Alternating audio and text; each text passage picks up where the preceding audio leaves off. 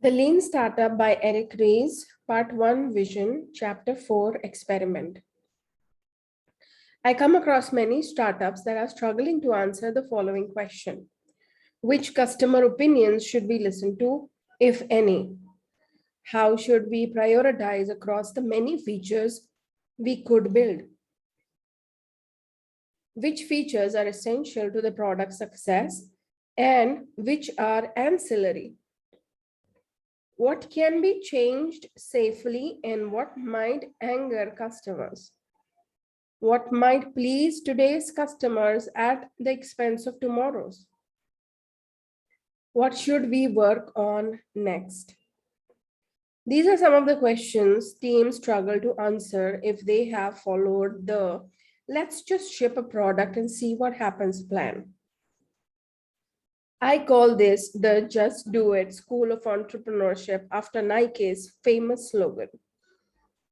Unfortunately, if the plan is to see what happens, a team is guaranteed to succeed at seeing what happens, but won't necessarily gain validated learning.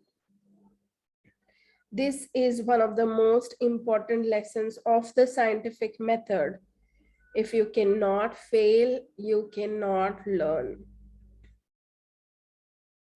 From alchemy to science, the lean startup methodology reconceives the startup's effort as experiments that test its strategy to see what parts are brilliant and which are crazy. A true experiment follows the scientific method. It begins with a clear hypothesis that makes predictions about what is supposed to happen. It then tests those predictions empirically. Just as scientific experimentation is informed by theory, startup experimentation is guided by the startup's vision.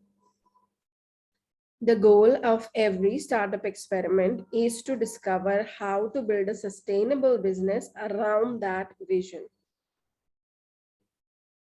Think big, start small. Zappos is the world's largest online store with annual gross sales in excess of $1 billion. It is known as one of the most successful, customer-friendly e-commerce businesses in the world. But it did not start that way. Founder Nick Swimmern was frustrated because there was no central online site with a great selection of shoes. He envisioned a new, superior retail experience. Swinburne could have waited a long time, insisting on testing his complete vision, complete with warehouse, distribution partners, and the promise of significant sales. Many early e-commerce pioneers did just that, including infamous .com failures such as Webvan and Pets.com. Instead, he started by running an experiment. His hypothesis was that customers were ready and willing to buy shoes online. To test it, he began by asking local shoe stores if he could take pictures of their inventory. In exchange for permission to take the pictures, he would post the pictures online and come back to buy the shoe at full price if a customer bought them online. Zappos began with a tiny, simple product. It was designed to answer one question above all: is there already significant demand for a superior online shopping experience for shoes? However, a well-designed startup experiment like the one Zappos began with does more than test a single aspect of a business plan.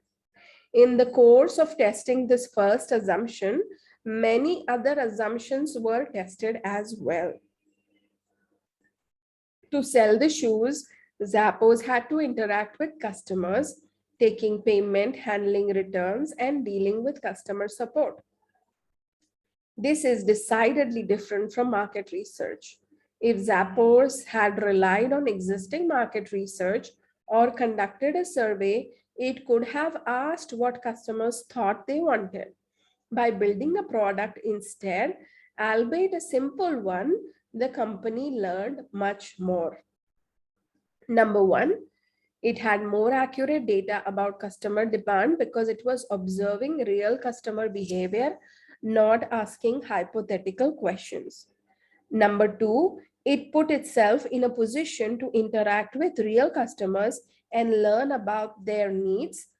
For example, the business plan might call for discounted pricing, but how are customer perceptions of the product affected by the discounted strategy? Number three, it allowed itself to be surprised when customers behaved in unexpected ways, revealing information Zappos might not have known to ask about. For example, what if customers returned the shoes?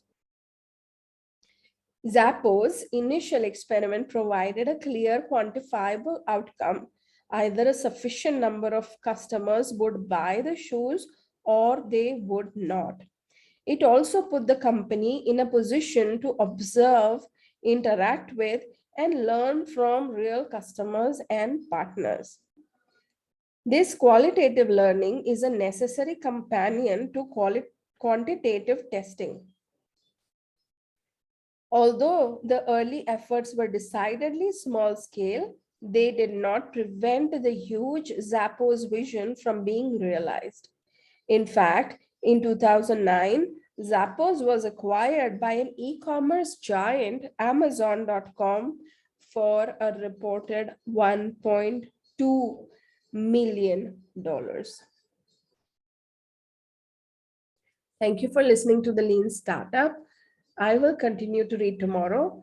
If you would like to buy this book, the link is in the description.